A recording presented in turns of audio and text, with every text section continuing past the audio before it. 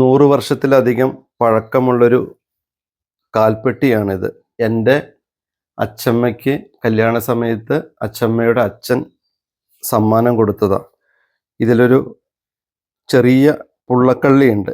ഇതാണ് അമ്മയുടെ മാലയും വളയും കമ്മലൊക്കെ വയ്ക്കാൻ ഉപയോഗിക്കുന്നത്. ചട്ടയും മുണ്ടൊക്കെ ഇവിടെയാണ്.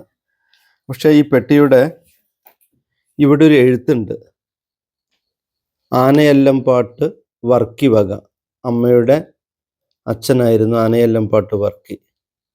അദ്ദേഹം ഒന്ന് പേരൊക്കെ എഴുതിച്ച് അമ്മയ്ക്ക് കൊടുത്തതാണ്.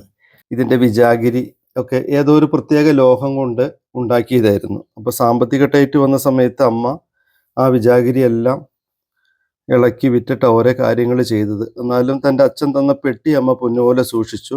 ഈ പെട്ടിയുടെ ഇങ്ങനെ ചിറ്റുണ്ട്, ഇങ്ങനെ ചുറ്റും വരും ചിറ്റ് ഇവിടെയുണ്ട്. സാമ്പത്തിക ടൈറ്റ് വന്ന സമയത്ത് അത് ഇളക്കിയിട്ട് വിറ്റതാണെന്നാണ് അമ്മ പറഞ്ഞത്. ഏറെ വേദനയോടെ ഓർക്കുകയാണിത്. ഇന്ദിരാഗാന്ധിയേക്കാൾ കരുത്തുള്ള സ്ത്രീയായിരുന്നു അച്ചമ്മ.